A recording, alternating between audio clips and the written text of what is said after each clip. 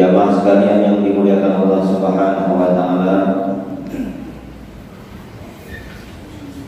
mudah-mudahan Allah Subhanahu wa taala senantiasa memberikan taufik, hidayah, tunjuk, bimbingan kepada kita semua, sehingga kita selalu berada di dalam ridhonya Allah Subhanahu wa taala. Hendaknya kita niatkan apapun yang kita miliki, kelebihan, keutamaan yang Allah berikan pada diri kita, semuanya kita niatkan untuk mendekatkan diri kita kepadanya. Kita gunakan, kita niatkan untuk kebaikan, dan tentunya kita niatkan untuk ibadah kepada Allah Subhanahu wa taala. Karena disebutkan pekerjaan yang mubah ataupun gawian sehari-hari yang tidak ada pahala bagi yang mengerjakannya dan tidak ada dosa bagi yang meninggalkannya, tapi kalau disertai dengan niat yang benar, dengan niat yang baik, maka itu menjadi suatu ibadah, ada pahala insya Allah Subhanahu wa taala. Dicontohkan seperti kita istirahat ataupun guring saja. Orang guring kada dapat pahala, kada guring pun kada dosa. Tapi bila kita tidurnya, istirahatnya, niat kita supaya kita kuat ibadah, supaya menahan mata kita kada melihat dosa dan sebagainya, maka tidur kita menjadi ibadah insyaallah subhanahu. Ini kita lanjutkan hadis yang pertama dari Kitabul Arba'in dari Imam Nawawi, lanjutan hadis tentang niat tersebut. Setelah Rasulullah SAW menyatakan, kata Nabi, innamal a'malu binniyat wa innamal likulli imri'in ma nawa. Hanya saja sahnya amal itu tergantung niatnya, dan hanya saja tiap-tiap orang mendapatkan apa yang dia niatkan. Bukan pekerjaan zahir yang langsung Allah beri pahala, ganjaran dan nilai, tetapi yang Allah lihat dan Allah beri pahala adalah niatnya. Sama-sama masuk masjid, itu tidak mesti orang langsung masuk masjid dapat pahala. Yang Allah lihat niat masuk masjid itu apa. Kalau masuk masjidnya niatnya untuk i'tikaf, untuk melaksanakan sholat sunat tahiyatul masjid, menghidupkan masjid dengan ibadah, menahan matanya, telinganya, dirinya dari perbuatan yang sia-sia, dari dosa dan maksiat, maka itu bernilai ibadah.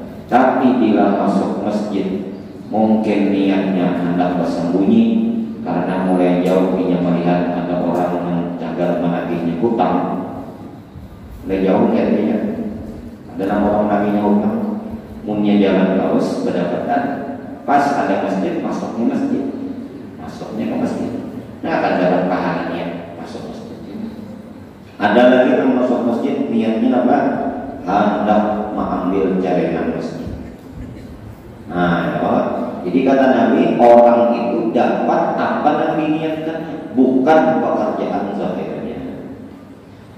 Nah, lalu Rasulullah melanjutkan, sudah kita bahas malam. Kata Nabi, faman kanat hijratuhu ila Allah wa rasulih, fa hijratuhu ila Allah wa rasulih. Maka barang siapa yang hijrahnya itu karena Allah dan Rasulnya, maka hijrahnya itu kepada Allah dan Rasulnya. Ini artinya orang yang melakukan hijrah karena Allah dan Rasulnya, maka hijrahnya itu dapat pahala dari Allah dan Rasul.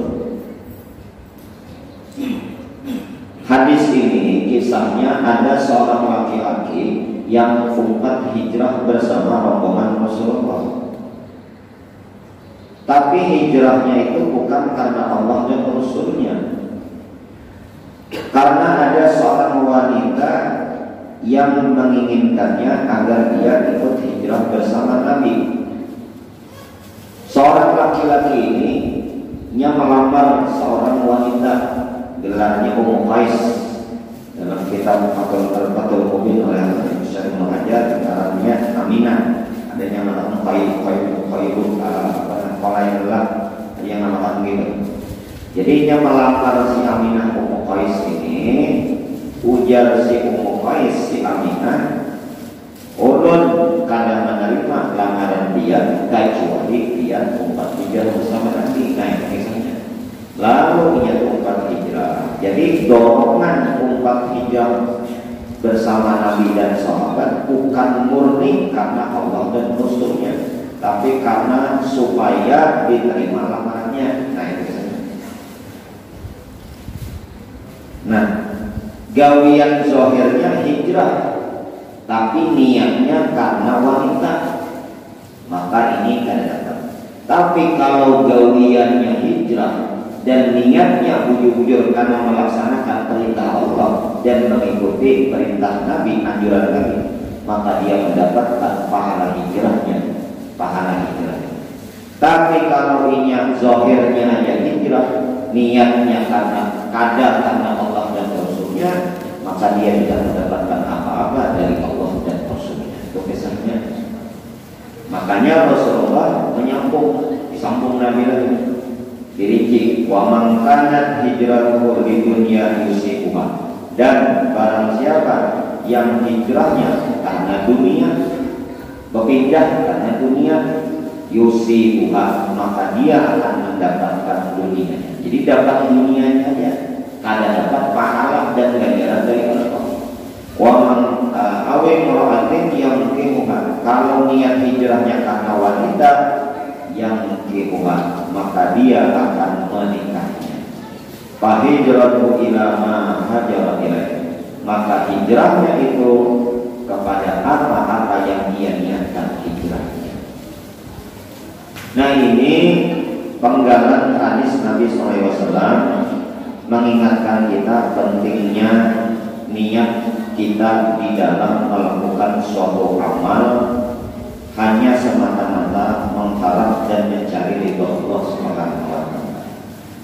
Maka sedikit saja apabila niat kita bukan karena Allah Subhanahu wa taala, bercampur sudah niat kita mungkin karena dunia, ingin sanjungan, pujian dan sebagainya, Allah akan berlepas diri kepada kita dan menyerahkan supaya kita mengambil pahala kepada apa yang kita nyatakan. Sebagian ulama sufi menyebut itu ngarannya syirik lah, syirik khafi namanya, atau syirik asghar, syirik yang kecil. Beribadah bukan karena Allah Subhanahu wa taala. Mudah-mudahan Allah Ta'ala jadikan hati kita dalam beribadah hanya mengharapkan ridhonya Allah Subhanahu wa taala. Maka oleh karena itu, sebelum kita beramal, ayo perbaiki niat kita ini. Kita sembahyang berjamaah tadi, niat kita apa? Kita bersedekah, menyumbang, niat kita apa? Membantu, niat kita apa? Jangan semata-mata niat kita hanya mencari dunia ataupun yang lain daripada mengharapkan Allah Subhanahu wa taala. Zahirnya memang amalannya baik, tapi hatinya itu yang dipandang Allah Subhanahu wa taala. Hatinya itu yang dipandang Allah. Nah, kemudian di dalam hadis ini Rasulullah menyebutkan tentang niat-niat orang hijrah. Di situ karena dunia dan karena wanita. Sebetulnya disebutkan dunia itu sudah mencukupi dan mencakupi, karena yang namanya wanita itu bagian dari dunia sebetulnya. Karena yang dimaksud dunia adalah apa-apa yang ada sebelum negeri akhirat, itu dunia namanya. Termasuk wanita di dalamnya. Tapi kenapa Rasulullah mengulang? Mengulang karena menjadi peringatan yang besar bagi kita dan menjadi perhatian khusus tentang wanita. Sama contoh dalam Al-Quran kan, tanazzalul malaikatu war-ruh, pada malam Lailatul Qadar para malaikat turun beserta Ruhul Amin. Ruhul Amin itu siapa? Siapa tafsirnya? Malaikat Jibril. Pertanyaan, apakah malaikat Jibril bukan termasuk malaikat? Padahal disebutkan karena Zabrul malaikat, pada malam itu malaikat turun. Berarti Jibril bukan juga. Tapi kenapa disebutkan tadi Sayyidina Jibril? Menunjukkan Sayyidina Jibril itu punya derajat pemimpinnya lah, komandannya daripada para malaikat. Nah, kita pun dalam pemanggilan sehari-hari pun ada juga biasanya itu kita sebutkan lagi, kita ulang lagi. Contohnya misalnya kita ada acara di rumah, lalu minta tolong orang undangan tanpa biar kiawakan sarwakan yang tetangga-tetangga kita mulai rumah ini sampai rumah ini. Tapi jangan kalian kenal aja haji ini. Padahal yang disebutkan tadi termasuk sudah alamatnya rumahnya situ. Cuma diingatkan haji ini jangan kalian kenal aja. Menunjukkan berarti haji yang disebutkan itu orang penting ya. Nah itu maksudnya. Jadi Rasulullah menyebutkan ada orang hijrah karena dunia dan ada juga orang hijrah karena wanita. Padahal wanita bagian daripada dunia. Kenapa? Kata ulama, karena ini menjadi perhatian khusus dan peringatan besar bagi kita.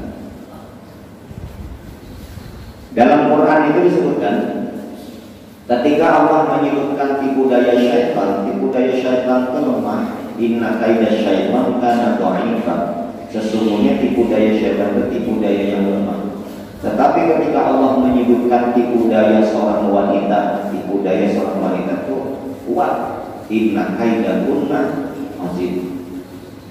Oleh karena itu, syaitan menggunakan wanita untuk menyesatkan hamba-hamba Allah Subhanahu. Kata Nabi, "Ma taraku ba'di fitnatan ya adarru minar rijal." Tidaklah aku tinggalkan satu fitnah ujian yang lebih berat bagi laki-laki, melebihi beratnya daripada ujian wanita. Orang-orang barat pun paham betul. Bahkan kayak perusahaan-perusahaan yang memproduk barang-barang untuk dijual itu biasanya yang mengiklankannya beginian, karena daya tariknya beda. Lu pernah melihat motor taksi hulu sungai, di belakang motornya itu iklan gergaji sensor, yang mengikut gergajinya beginian. Adakah sejarahnya beginian menggergaji batang pohon langsung batang ya? Itu hanya iklan Pak. Sebab bila diandak di situ tukangnya asli yang memegang gergajinya, lu yakin karena melihatnya. Sebab mana daya tariknya? Cuma yang memegangnya beginian, wah itu. Jadi bukan gergajinya yang tapi yang memegangnya. Lihat aja iklan-iklan, beginian. Lelaki yang terpayu.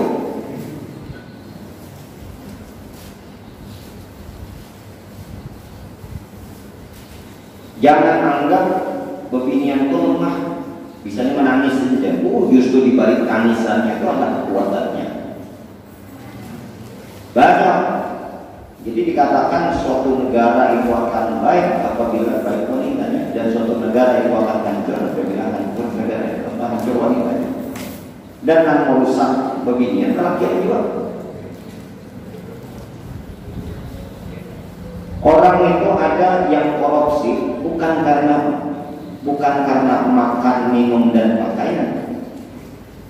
Kita ini makan tunggal suapan. Ada orang makan dari tunggal suapan. Baju pun kita paling banyak kita pakai 4 sampai 3 lembar. Sekali pakainya 4-3 lembar. Kadang sampai berpuluh-puluh lembar ada. Ibaratnya sekadar cukup gaji saja, kau aja kita. Tapi kenapa orang itu masih korupsi, mengambil hak orang lain? Di antaranya karena memang dorongan bininya. Macam-macam bangsaan, tuntutan. Padahal lakinya ada sanggup. Cuma untuk memenuhi keinginan dan tuntutannya akhirnya korupsi.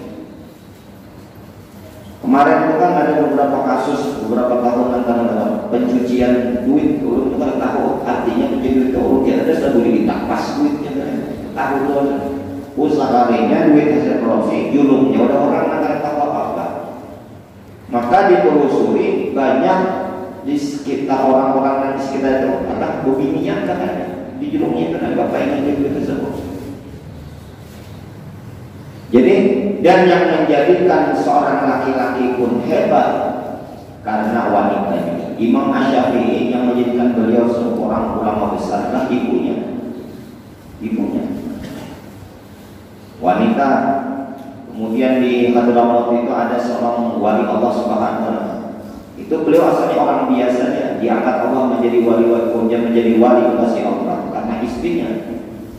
Dan banyak juga. Jadi semacam peringatan begitu. Artinya kita jangan sampai teledor ataupun tidak memperhatikan hal-hal yang berkaitan dengan wanita. Karena dikatakan seorang wanita bisa merubah sifat laki-laki yang asalnya penakut jadi pemberani, yang asalnya bakhil jadi royal. Waktu belum mendapat jarang mandi, pas mendapat pilihan mandi, bahan orang yang asal banget di hadapan pemilihan tidak mau berubah. Nah maka Nabi SAW mengingatkan. Jadi itulah yang si laki-laki yang umpat hijrah bersama Nabi-nya asalnya ada anak umpat. Cuma karena seorang wanita yang ingin dilamarnya tadi menjadikan syarat ia menerima lamaran harus umpat hijrah. Nah itu dasar. Jadi kebinian itu namanya bisa menggunakan kelebihan yang Allah berikan pada dirinya, itu bisa merubah yang asalnya kada baik menjadi baik, pun bisa merubah asalnya baik menjadi kada baik. Kayak apa aja kuatnya rakyat kalah dengan binian. Fir'aun bengis. Ujar Allah Ta'ala dalam Al-Quran, Inna fir'auna ala fil ardi ja'ala ahlaha syi'a yastad'ifu ta'ifatan minhum yudabbihu abna'ahum wa yastahyi nisa'ahum innahu kana minal mufsidin. Itu Fir'aun disembelihnya manusia, yudabbihu anak-anak orang di Bani Israil disembelihnya buat dibantai dibunuh oleh Fir'aun. Fir'aun ini kan mendapat mimpi bahwasanya kerajaannya nanti akan digoyang oleh seorang laki-laki dari keturunan Bani Israil. Makanya pula peraturan supaya antara suami istri jangan berkumpul, sebab yang bila berkumpul buah anak. Yang hamil itu selalu dijaga, diawasi, bila melahirkan langsung dilihat anak langsung dibunuh bila laki-laki. Allah ingin menunjukkan kekuasaannya. Ibunda Nabiullah Musa setelah melahirkan takutan Yosef, malah Allah perintahkan agar bayi itu ditaruh di dalam sebuah kotak dan di lautan. Wa auhayna ila ummi Musa an tawdihi fa idza sitti alaihi fa'atihi bil yammi wa la takhafi wa la tahzan. Jangan khawatir, jangan takutan, laut. Sekalinya larutnya itu pas singgah di kerajaan Fir'aun. Nah, jadi orang nak harap, anak membunuh bayinya Allah angkat ke istana. Jadi sekuat-kuatnya kita, kuasa-kuasanya manusia karena awak menandingi kekuasaan Allah.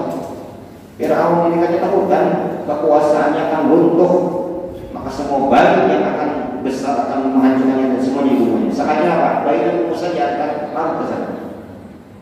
Setelah ditemukan oleh orang Fir'aun, faltaqatahu alu Fir'aun, maka yang menemukannya itu keluarga, maksudnya orang pihak kerajaan.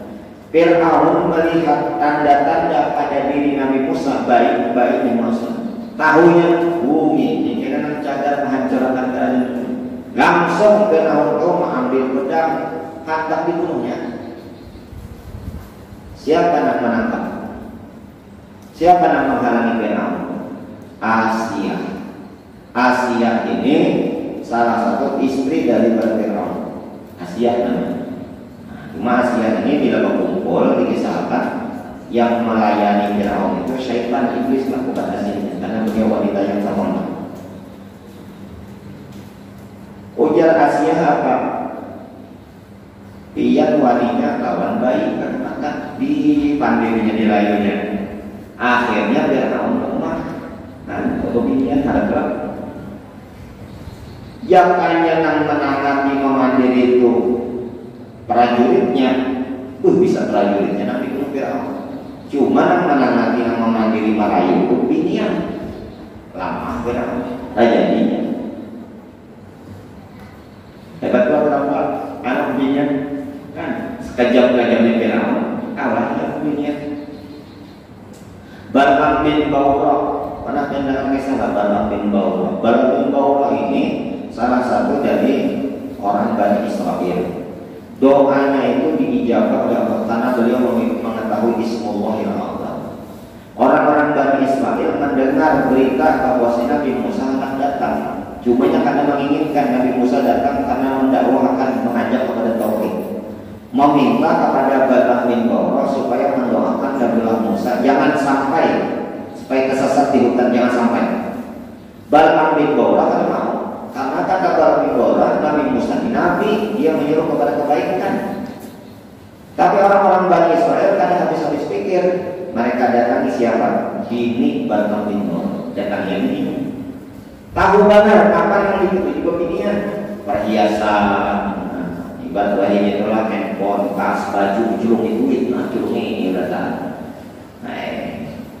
Kami minta sebutin aja dalam Bani Israel. Bujuk lagi kamu supaya mendoakan Nabi Musa kesat di hutan. Apa aja barang bin barang enteng jadinya. Waktu orang Bani Israel meminta, jangan mau sedikit, atas dan mau. Tapi limbah bininya mandiri akhirnya mau. Nah, itu hebatnya. Kalau jadi pembinaannya harus dia lama jadi alas. Maksudnya semangatnya. Samson, kisah Samson. Tahu lah dia kisah Samson. Samson versi Indonesia kan menyamin eslo tidak loyani bahari. Samson ini kan kuat banget. Dan letak kekuatan itu pada, ayo anak-anak ini udah tahu, jadi film ini kan diputar lagi masalahnya pada bulu ketiaknya ya. Jadi musuhan kerajaan itu aja letak kelemahan Samson ini pada bulu ketiaknya. Tapi kan tempatnya sebab kena kokara kiamat pastinya curiga. Lalu dipandiri orang, singkat cerita kekasihnya ini yang dipandiri ada perjanjian kan ya. Waktu berapa pandai berayu-ayuan bermesraan kan Samson pada curiga beginian bang. Goreng, waktu goreng di cokolnya ini bang bangun lama Samson. Jangan mana Samson binian. Nah betul.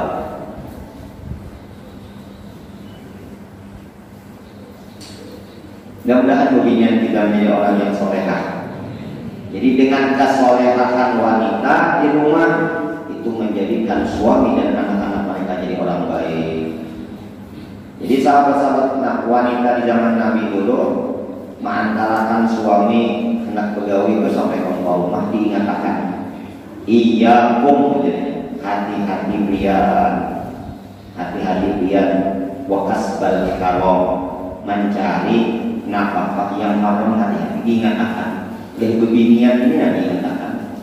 Karena pandirannya itu mempengaruhi laki pegawai. Kami sabar aja hidup di dunia serba kekurangan. Artinya pian yang bujur-bujur pegawai mencari rezeki yang halal pasti dapatkan sedikit. Tapi kami sabar karena di dunia ini satu mata aja. Tapi nanti kami kada sabar apabila Allah siksa dan Allah adab di akhirat karena pian membawa rezeki yang halal. Diingatkan. Jadi nang laki juga gawe di luar, mungkin munculnya karena ingat pesanan ini. Ini baik ini apa? Sikat terus bang. Kalau ada kesempatan sikat terus. Ya, kayak apa nah? Jangan kuning ini bagus banget aja, menyinggung laki, maksudnya kekalahan dalam. Ya laki ada duitnya, ambil orang. Biar menangkap pegalamnya mandanya, karena kayak dukung warna kuning.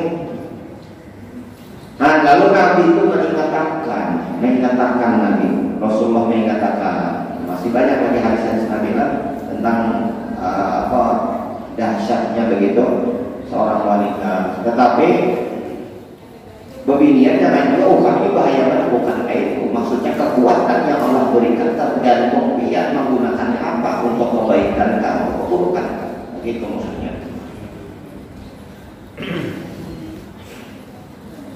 Tapi banyak juga orang-orang besar itu terlahir daripada seorang wanita yang besar.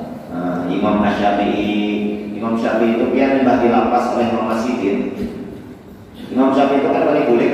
Ujian Sidin jangan kulik dulu bila kan jadi orang alim. Mama.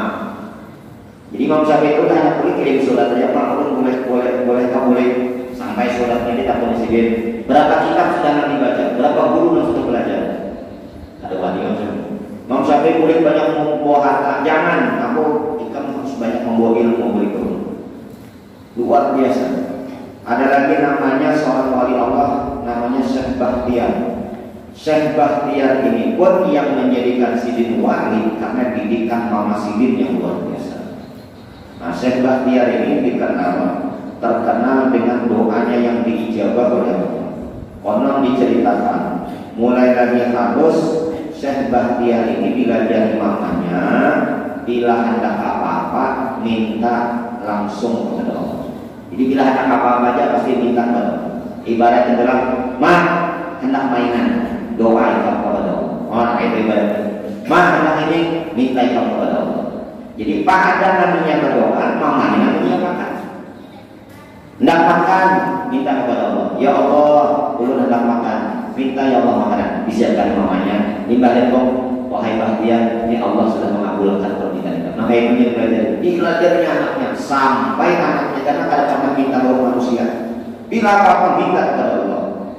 Maka suatu ketika ayah ibunya pergi keluar kota, Syekh Bahtiar tinggal di rumah. Nah, maka di perjalanan ibunya khawatir. Kejar mamanya, "Nak ya Bahtiar tinggal di rumah. Karena bila ada apa-apa, ia berdoa kepada Allah." Biasanya inya berdoa, dulu menyiapkan jadinya anaknya kan sudah kepelajari, nanti Allah akan membereskan dan begitu. Limbah mamanya kulit, mamanya terajut di atas meja makan, hibah makanan.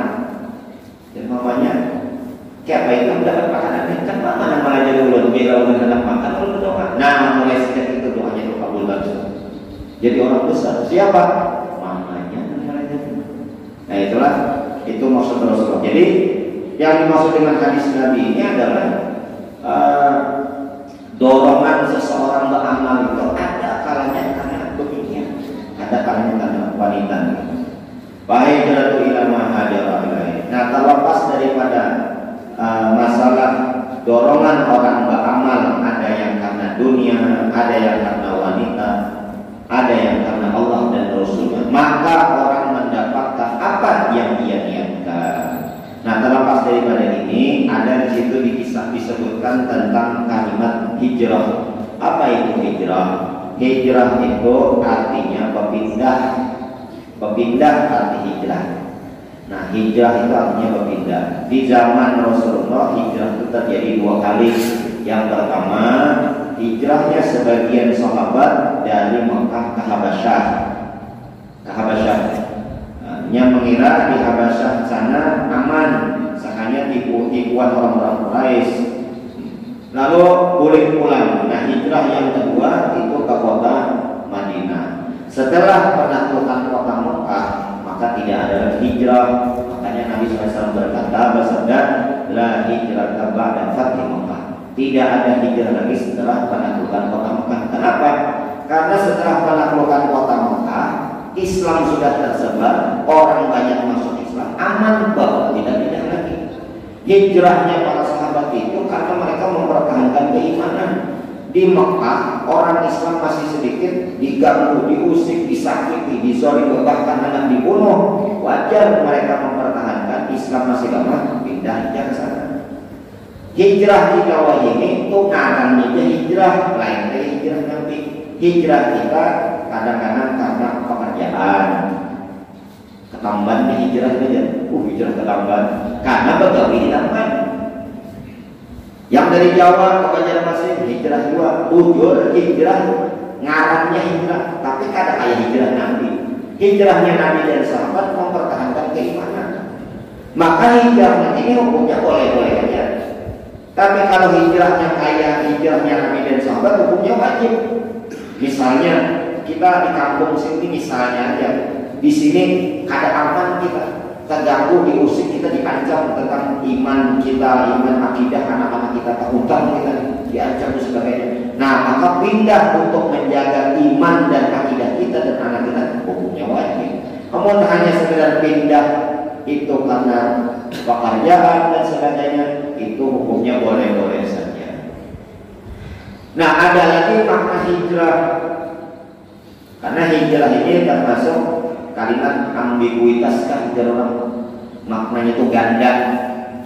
Nah, hijrah. Jadi dahulu misalnya lah dahulu deh ada sembahyangan, wah ini rajin sembahyang, hijrah dua baratnya. Dulu pemabuk, wah ini rajin minum kopi, dan mau lagi mabuk, ini hijrah dua. Dulu kepingin membuka aurat, ada bisa pakai busana muslimah, ada bisa berjilbab, wah ini mau berjilbab, itu ngarannya hijrah dua. Berpindah dari dahulunya maksiat menjadi orang taat. Ini maksud hadis Nabi, al-muhajiru man hajara ila ma nahallahu anhu. Orang yang hijrah adalah orang yang berpindah dari apa-apa yang dilarang Allah. Dulu dilarang Allah, dicegah Allah, dimurkai Allah bila mengerjakannya. Artinya hijrah dua kali. Maka kalau menurut kalimat ini wajib kita hijrah. Artinya wajib kita bertaubat. Dan pasti kayak itu, waktu terus berjalan, umur kita bertambah, kita semakin tua, karena mungkin kita kayak begitu aja. Jadilah pribadi-pribadi yang baik. Dahulu bina koler sembahyang, harus kita sekarang rajin sembahyang. Dulu bina malas turun berjamaah ke masjid, sekarang rajin berjamaah.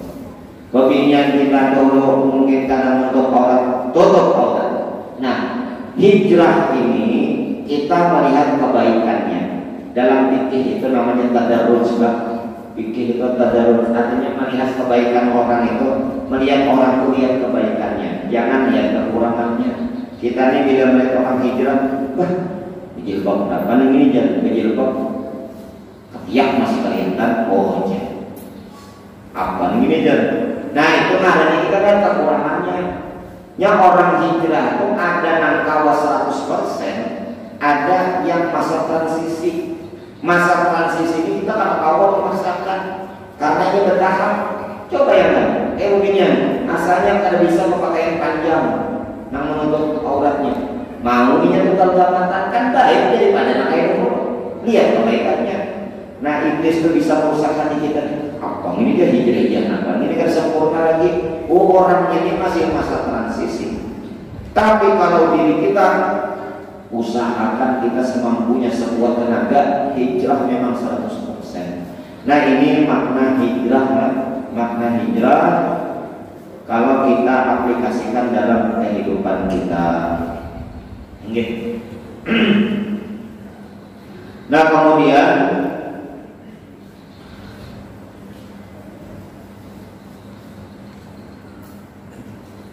rawahu Imam al-Muhaddisaini Abu Abdillah Muhammad bin Ismail ibn Ibrahim ibn Al-Mughirah ibn Bardizbah al-Bukhari al-Ju'fi. Ini hadis ini diriwayatkan oleh dua orang imam ahli hadis. Yang pertama nama beliau Abu Abdillah Muhammad ibn Ismail, yaitu Imam Bukhari ujar kita. Beliau adalah orang Bukhara. Bukhara itu salah bagian kota lah di sana Rusia, pecahan daripada Rusia pada Bukhara namanya. Ini kan Rusia itu banyak pecah, ada Tajikistan, ada Kazakhstan, itu nampak petarung Muslim, itu orang sana juga tuh. siapa tahu Habib kah? Nah, itu pecahan Rusia. Jadi disebutkan masjidnya Imam Bukhari ini tempat wudunya yang benar. Masjid Imam Bukhari ini ada nggak sampai sekarang di Bukhara? Masjid Imam Bukhari ini tempat wudunya banyak banget. Berarti orang yang bawa jamaah itu banyak kan kayak jamaah itu memang. Jadi dahulu di Bukhara ini hidup banget Islam. Sekarang sudah tinggal namanya jadi. Tapi bangunan-bangunan masih ada, masjid masih ada. Nah, kemudian yang kedua yang meriwayatkan hadis ini adalah Abul Husain Muslim bin Hajjaj ibnu Muslim al-Qushairi an-Naisaburi, yaitu Abul Hasan Muslim, ya Imam Muslim ujar kita. Nah, bila hadis diriwayatkan oleh dua orang imam ini, maka hadis itu disebut dengan muttafaqun alaih, telah disepakati atasnya. Ini adalah dalil atau hadis yang paling kuat setelah Al-Quran. Tapi kita jangan salah jual, karena hadis-hadis itu jangan sampai kita beranggapan bila hadis itu diriwayatkan lain Imam Bukhari Muslim, lalu mereka yang lemah. Ada dua, karena yang meriwayatkan hadisnya imamnya banyak. Kalau dalam istilah dalam ilmu hadis itu ada yang meriwayatkan itu 7, ya, akhrajah sab'ah, yang mengeluarkan hadis mentahrijnya 7. 7 itu siapa? Nah, ada Bukhari, Muslim, ya Allah, Abu Daud, kemudian An-Nasai, Muhammad Tirmidzi. Nah, ada yang berdua siapa? Berempat siapa? Yang jelas para imam-imam hadis mereka orang-orang yang luar biasa. Bi sahihaihima, di dalam kitab sahih keduanya, al-ladaini, yang keduanya itu huma as-sahhul kutub al-musannafah, yaitu paling sahih kitab hadis, paling sahih kitab hadis bila sudah disepakati Bukhari dan Muslim. Ini luar biasa. Imam Bukhari ini meriwayatkan hadis sebetulnya banyak benar Imam Bukhari ini. Cuma sebelum beliau menulis sidin sembahyang sunat hajat, minta petunjuk kepada Allah apakah hadis ini dituliskan. Itu pun melalui penelusuran yang cukup panjang. Orang dulu menelusuri hadis itu luar biasa. Makanya ada dalam ilmu hadis itu pembahasan namanya rihlatul ilmiah, perjalanan ilmu karena untuk mencari kesohihan hadis.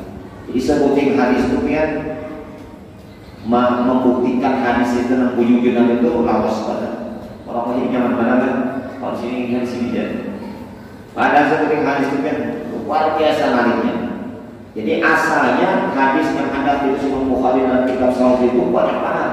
Cuma karena berbagai pertimbangan sampai sembahyang hajat beberapa kali baru dia lagi dapat petunjuk, sampai dimimpi oleh Rasulullah, kemudian Rasulullah tulis ini. Nah, itu yang Imam Bukhari tulis.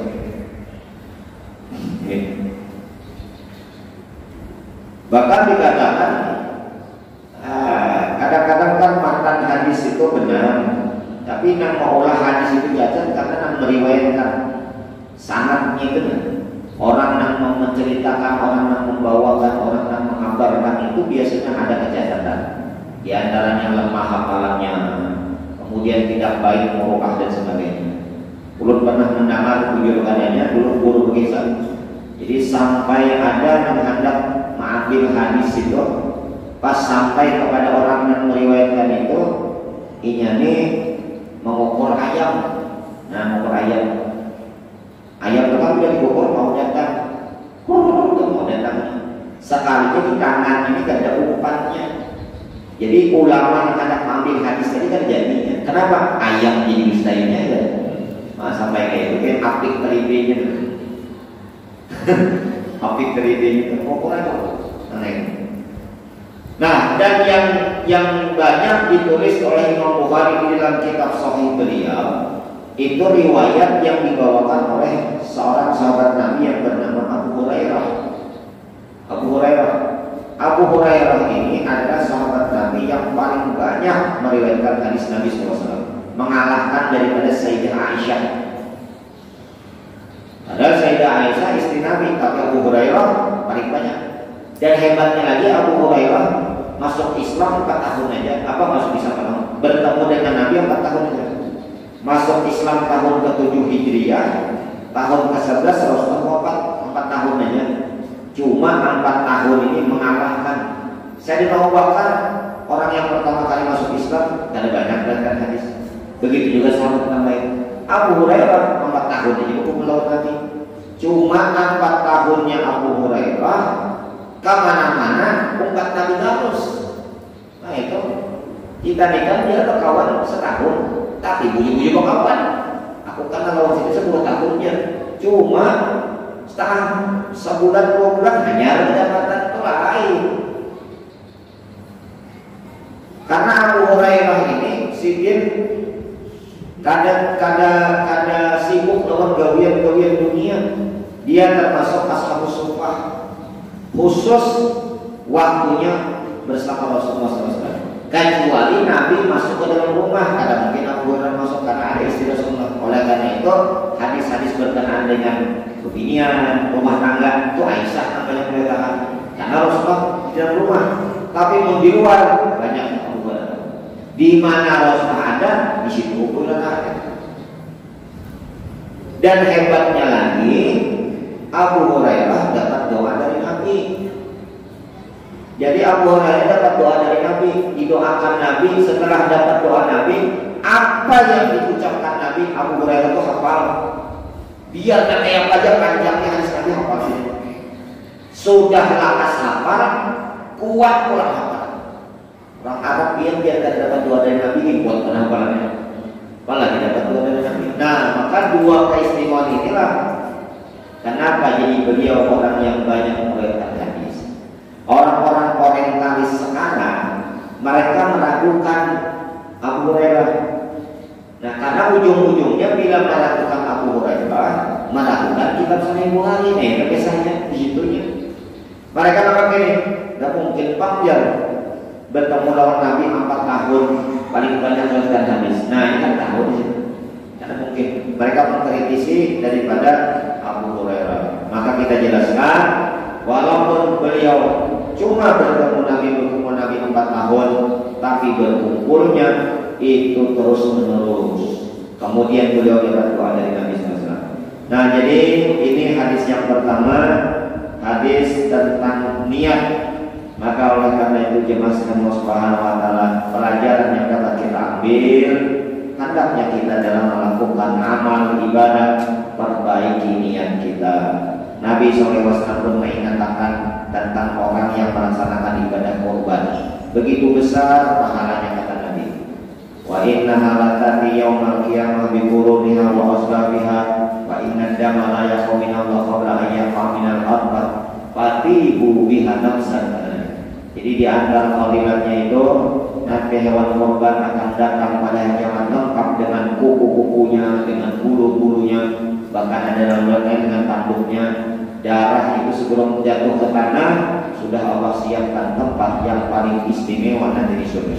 Tapi Nabi mengingatkan, fatihu biha nafsan, bagusi kata Nabi jiwa hati kalian dalam melaksanakannya. Nah itu karena bila hati kita ada mengharap ridha Allah, maka khawatir ibadah kita tidak akan diterima oleh Allah Subhanahu wa taala. Yang kedua, pelajaran yang dapat kita ambil, walaupun pekerjaan mubah, pekerjaan sehari-hari, tetap kita niatkan untuk mendekatkan diri kepada Allah, maka akan bernilai ibadah. Bahkan dengan niat yang banyak, bertambah lagi pahalanya yang diberikan Allah Subhanahu wa taala. Jauhkan daripada niat-niat yang kotor. Pekerjaan dunia dengan niat akhirat akan menjadi baik, tapi pekerjaan akhirat niatnya dunia akan menjadi tidak baik. Wallahu a'lam. Mudah-mudahan bermanfaat. Mudah-mudahan Allah Ta'ala selalu memberikan bimbingan hidayah petunjuk kepada kita agar kita menjaga niat kita mengharap ridhonya ketika kita hendak melakukan amal ibadah kepadanya. Amin Allahumma amin. Silakan kalau ada yang mau bertanya. Ulun menjawab pertanyaan yang masuk ke nomor WA Alhamdulillah. Yang pertama jawab sesuai dengan WA-nya.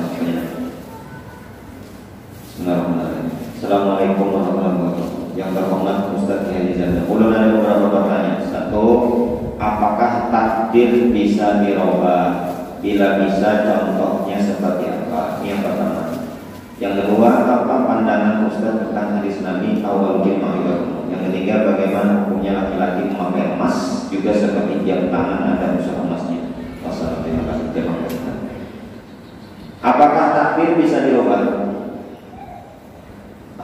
Percaya kepada Allah dan qadar ini termasuk sesuatu yang wajib karena ini rukun iman. Rukun iman yang keenamnya adalah antu binabillah wa malaikatihi wa kutubihi wa rusulihi wal yaumil akhir wa apalagi semuanya wa qadri khairihi wa syarrihi min Allah Ta'ala. Percaya kepada qadar dan qadar dari Allah, baik dan buruk itu datangnya dari Allah SWT. Nah, dalam qadar dan qadar sebetulnya kalau kita artikan bahasa Indonesia artinya takdir juga. Cuma kalau Anda lebih spesifik, qadar itu adalah sesuatu yang Allah tetapkan karena kalau dirubah lagi sudah. Qadar. Sedangkan qadar itu sesuatu yang Allah tetapkan tapi bisa berubah. Nah, para ulama tauhid mereka mengatakan takdir yang ada kalau dirubah namanya takdir mubram. Kalau belajar tauhid takdir namanya takdir mubram. Itu Allah sudah menetapkan dan Allah sendiri yang tahu. Allah sendiri yang tahu karena Allah dan itu masih dalam ilmu rahasianya Allah. Takdir mubram namanya. Seperti kehidupan dan kematian. Ma yubaddalul qawlu ladayya wa ma ana bizallamin lil abid.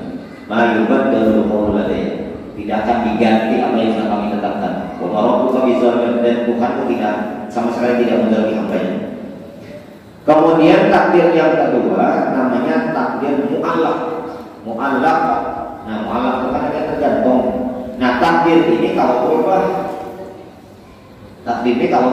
yang dalam hadis Nabi SAW disebutkan tidak akan dalam hadis Nabi SAW. Jadi tidak akan terkena, tidak akan menimpa seorang itu keburukan melainkan dengan doa, dan tidak akan mendapatkan keberkahan kecuali dengan kebaikan. Ada dalam hadis Nabi SAW. Jadi takdir mu'allaq ini kalau dirubah.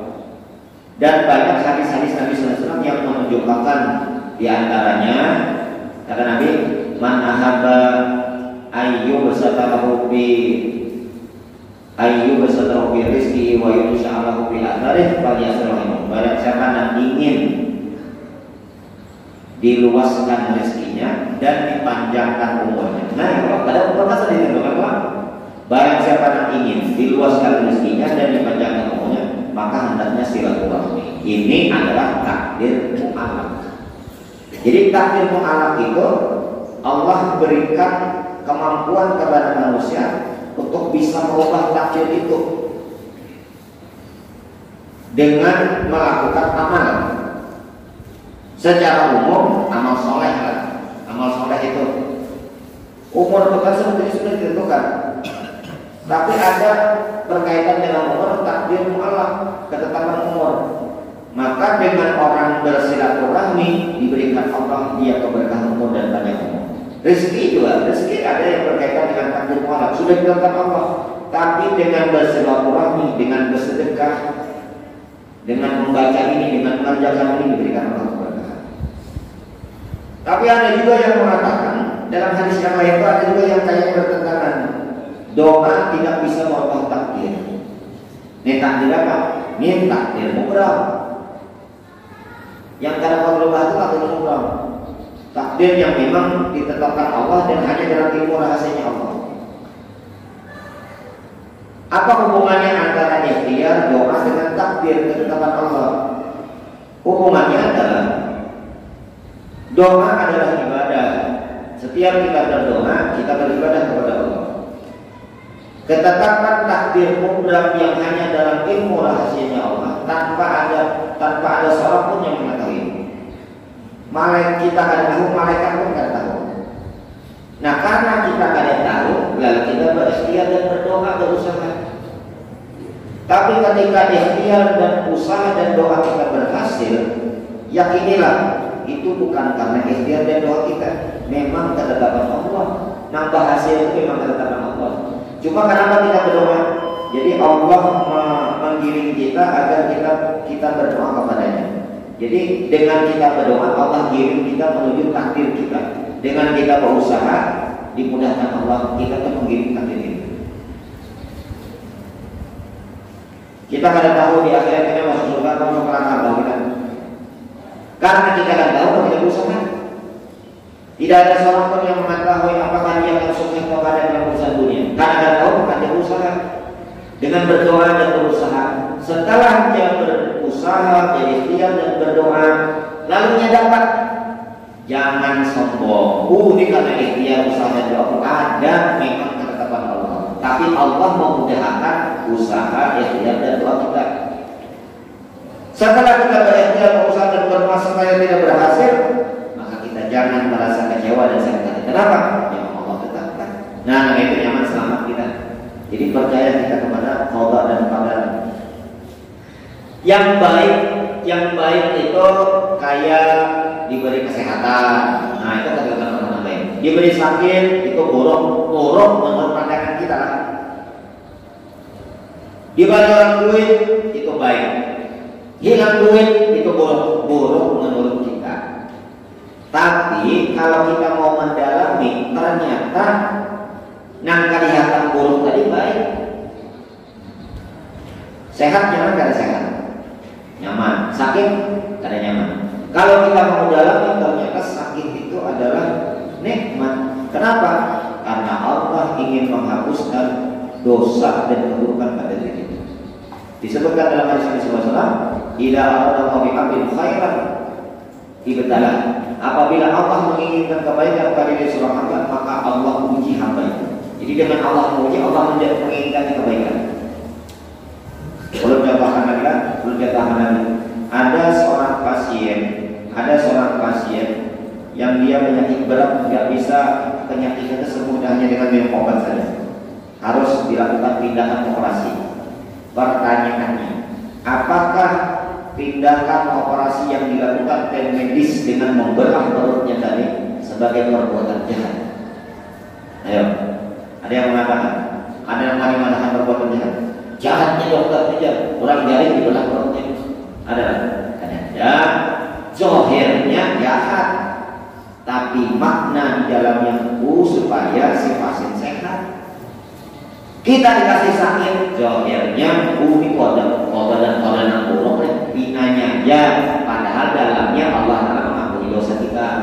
Panjanglah menerangkannya. Kemudian yang kedua, jadi takdir yang bisa dirubah tadi adalah takdir mu'alah. Dengan apa? Singkatnya dengan amal soleh. Yang kedua, apa pandangan Ustaz tentang hadis Nabi awaludin ma'rifatullah? Sepengetahuan ulun, awaludin ma'rifatullah, nilai hadis sepengetahuan ulun, Allah alam, sepengetahuan ulun je kan? Sepengetahuan ulun nilai hadis ini pernyataan atau perkataan dari salah seorang tokoh lah. Kalau kata tadinya ngarang sini siapa tokoh sufi begitu. Cuma walaupun ini bukan hadis, tapi tidak bertentangan dan tidak ada yang salah. Awaludin ma'rifatullah, apa artinya?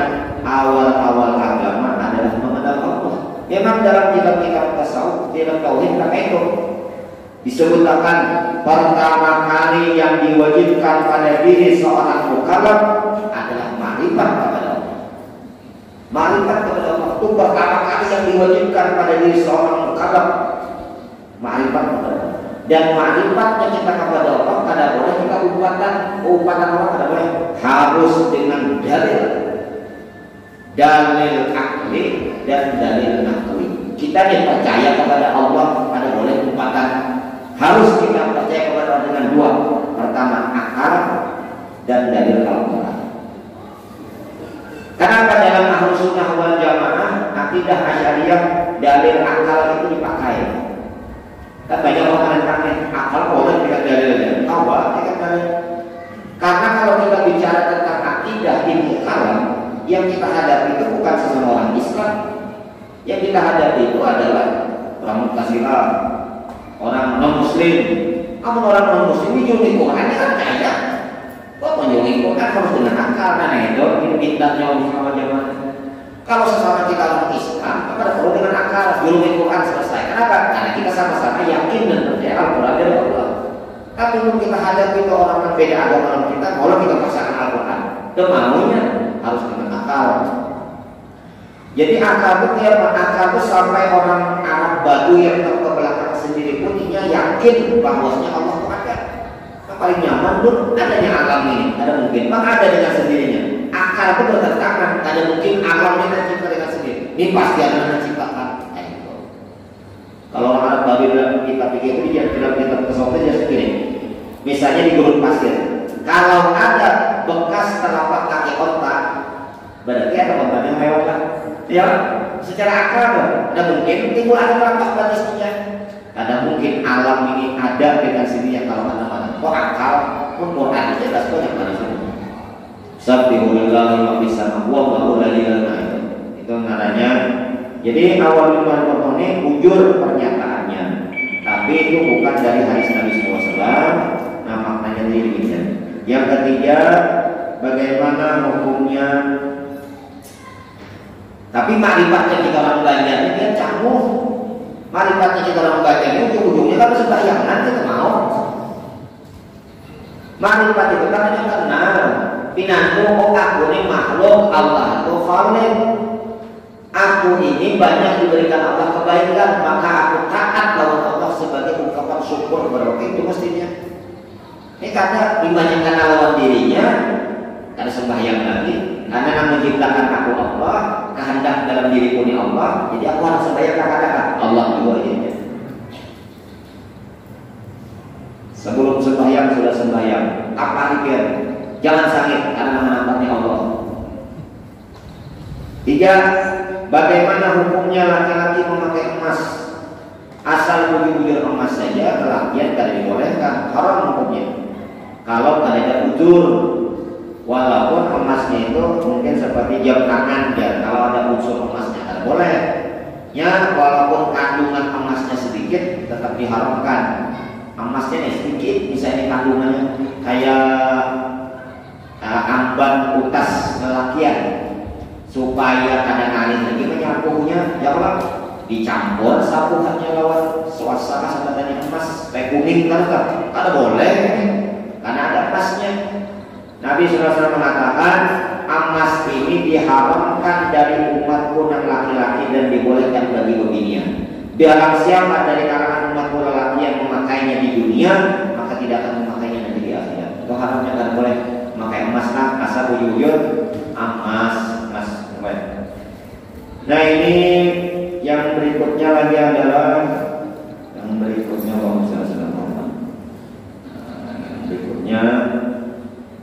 Assalamualaikum warahmatullahi wabarakatuh. Mohon maaf guru betapun begitu kita datang ke masjid bila sedang azan lalu kita menunggu sampai selesai.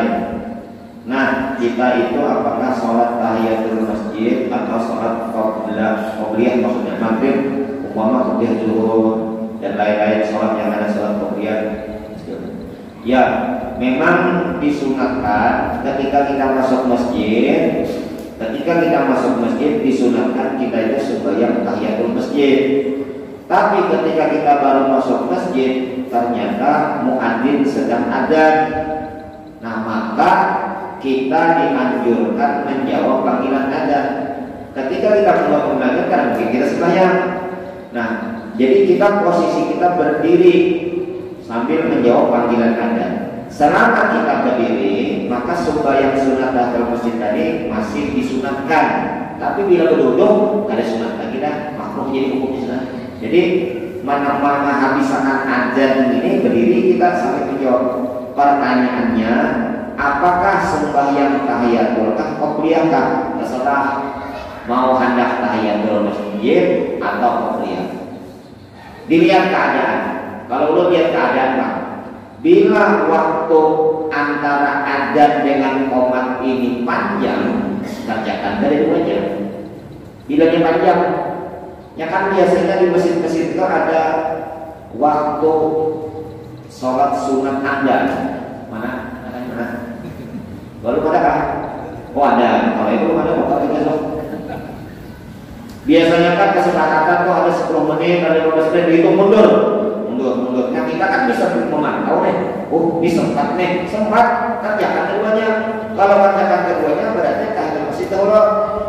Tahiyatul masjid 2 rakaat, berdiri pulang qobliyah. Tapi bila ada sempat, nah bila ada sempat ini dalam artian keduanya sempat, maka namanya kerjakan qobliyah. Kerjakan qobliyahnya, bila ada sempat kerjakan qobliyahnya. Dengan mengerjakan qobliyah, tahiyatul masjid tadi dapat pahalanya di situ, taubat di situnya, dinyatakan tak ada tempat di situ. Dalilnya di mana? Nabi SAW waktu menyampaikan khutbah Jumat, ada salah seorang sahabat yang baru masuk masjid, maka ini hendak duduk. Memang banyak istilah hukum dalam masalah hadis ini. Di antaranya pasti hendak duduk, lalu Nabi langsung mengatakan alangkah baiknya engkau sholat sunat dulu. Saking pentingnya sholat sunat tahiyatul masjid, sampai Nabi sedang berkhutbah aja langsung dialihkan pembicaraan mengingatkan sahabat ini sedang. Lalu beliau sedang khutbah, temanya kan lainnya padahalnya. Ingatkan tahiyatul masjid. Nah waktu itu, tapi sembahyang sunatnya ketika khatib berada di atas mimbar tuh diringankan supaya penyembah bisa mendengarkan khutbah. Nah pada waktu itu memang ulama mengatakan tahiyatul masjid. Tapi bila tahiyatul masjid ada tempatnya qobliyah. Karena tahiyatul masjid ini tingkatan sunatnya di bawah, sedangkan qobliyah itu di atas. Bila yang di atas, yang di bawah itu 4. Bila yang di bawah, yang di atas itu 4. Hari Jumat adalah ke masjid. Mandi kalau sunat kawan, mandi. Bila orang itu janabah, ini janabah misalnya, anda ke masjid. Bila yang mandi supaya mandi sunat Jumat, janabahnya ada umur, ada tempat. Karena janabah mandinya di atas. Berarti mandinya 2 kali dong. Bila anda mandinya sekali tapi dapat pahala 2, niat mandi janabah, maka mandi sunat pun dapat. Ya. Kemudian yang pertanyaan yang ketiga, lain lagi. Yang mulia mohon izin bertakun. 1. Apa perbedaan niat dengan nazar? Niat itu menyengaja sesuatu di dalam hati, menyengaja sesuatu dalam hati. Ada niat sembahyang, niat puasa, niat sembahyang itu beribadah dengan takbiratul ihram. Jadi niat dalam hati lah. Sedangkan nazar ini mewajibkan dirinya melakukan suatu ibadah yang bukan ibadah fardu ain dan bukan pekerjaan yang mubah. Contohnya kayak sembahyang sunat. Aku wajibkan diriku mengerjakan sembahyang sunat duha 2 rakaat. Nah, berarti belajar sembahyang duha jadi wajib. Aku wajibkan diriku karena Allah puasa sunat, puasa hari Kamis, sunat hari Kamis, maka puasa hari Kamis menjadi puasa wajib. Kada boleh belajar itu ibadah yang wajib fardu ain. Aku belajar sembahyang maghrib. Itu biar kada belajar tetap wajib. Kada boleh belajar sesuatu yang haram. Aku wajibkan diriku mabuk kada boleh. Maksiat yang mubah pun kada boleh juga, kada juga dan nazar yang mubah kada boleh. Jadi yang binari kalimat sigatnya itu aku wajibkan diriku atau aku bernazar karena Allah, begitu namanya sigatnya. Nah, kalau hanya sekadar niat saja, aku berniat bila payu tanah, aku berniat bersedekah, nilai nazar karena niat aja mungkin itu termasuk pertanyaan sendiri mungkin baik nazar itu. Tapi kalau yang bernazar mewajibkan dirinya pekerjaan ibadah yang bukan fardu ain dan dia mampu mengerjakannya, maka itu namanya nazar. Nazar ini terbagi 2. Ada namanya nazar lajaj, ada namanya nazar at-tabarrur. Nazar lajaj pakai huruf jim keduanya, lajaj. Nazar lajaj itu adalah karena dorongan sesuatu ataupun karena menahan sesuatu. Nah, itu kami dorongan sesuatu atau karena marah. Bila aku bukan dia lawan Udin, aku puasa sekali. Nah, itu nazar. Jadinya menahan dirinya bepandir itu karena marah. Lalu supaya ia ada bepandir, maka diwajibkan dia puasa. Nah, itu namanya nazar. Yang kedua nazar tabarrur. Nazar tabarrur ini menggantungkan sesuatu yang disukainya atau tidak menggantungkan sesuatu. Contoh, aku wajibkan diriku melaksanakan ibadah kurban. Nah, ini ada, kalau dia menggantungkan sesuatu dengan sesuatu yang disukai, misalnya apabila nanti lahir anakku, dengan kali selamat, aku wajibkan diriku bernadar melaksanakan ibadah kurban umpat di masjid An-Nur. Maka ini namanya nazar tabarruk. Nah, itu macam-macam nazar. Umpamanya orang bernazar, bagaimana lafaz nazar? Sudah tadi, bagaimana lafaz nazar dalam bahasa Arabnya lillahi alayya, sebutkan. Kalau bahasa kitanya, aku wajibkan atas diriku karena Allah, atau aku bernazar. Nah, gitu namanya. Yang ketiga, umpama orang yang bernazar ingin menjual harta. Menjual harta ini kayak nazar, ini niat. Karena dagang, aku wajibkan diriku menjual harta. Dan itu mengubah kain. Umpama orang bernazar ingin menjual harta sebidang tanah apabila aku ingin kawin lagi. Coy, hebat banget. Tapi tidak jadi kawin lagi, apakah orang ini berdosa? Jadinya ini kan bernazar itu bernazar menjualnya, atau bernazar kawinnya kan? Kan gitu nih pertanyaannya. Ini mungkin kalau bernazar menjual itu bingung kalau bernazar kawinnya mungkin bisa. Nah, nazar ini bagaimana kalau yang dilanggar? Maksudnya kan dikerjakan nazarnya. Nah, kalau nazarnya at-tabarruk, nazarnya lajas itu nazar yang di atas tadi, mengerjakan sesuatu karena dorongan atau keinginan. Nah, karena dorongan atau menahan diri, maka bilanya melanggar yang pertama membebaskan budak atau memberi makan budak 10 orang. Memberikan makanan 1 orang itu 1 mud, kurang dari 1 liter. Kada kawa memberi pakaian kepada 10 orang. Kada kawa juga puasa 3 hari. Tapi kalau nazar tabarruk tadi, apabila lahir anakku, nah ini kadang-kadang kalau diganti apa kecuali dengan melaksanakan nazarnya. Nazar ini diperhitungkan juga sekira kita kawan mengerjakan. Orangnya tahu dari ibadah bernazar, aku bila anak lulus aku puasa sebulanan. Bukan tahu yang jagain, ini kada boleh, kada sah nazarnya. Kenapa? Karena dia kada mampu puasa. Nah, jadi diperhitungkan dengan orangnya. Orang yang bernazarnya harus orang Islam, akil balik, dan memungkinkan pekerjaan yang dinazarkan dikerjakan. Atas penjelasan guru, terima kasih. Nah, jawab. Ada lagi? Jawab. Silakan tanya di jam masing. Ya, silakan ada. Jadi pertanyaan yang masuk di grup di WA itu belum jawab di sini aja lah, kada belum jawabkan di WA. Belum naruh kritik karena belum jawab. Karena jawaban dulu itu banyak rinciannya. Kalau dengan panggilan itu kan awal cepat jalan. Nah, jadi mohon maklum menjadikan daun tanggapi kalau jawab lebih WA itu maksudnya jawab di majelis ini. Jawab yang jelas. Mudah-mudahan bermanfaat. Mudah-mudahan Allah SWT bimbing kita dalam melaksanakan kebaikan dan kemaslahatan dan jadikan hati kita ini ikhlas hanya mengharap ridhonya dalam hidup Allah. Al-Fatihah. Ya kan.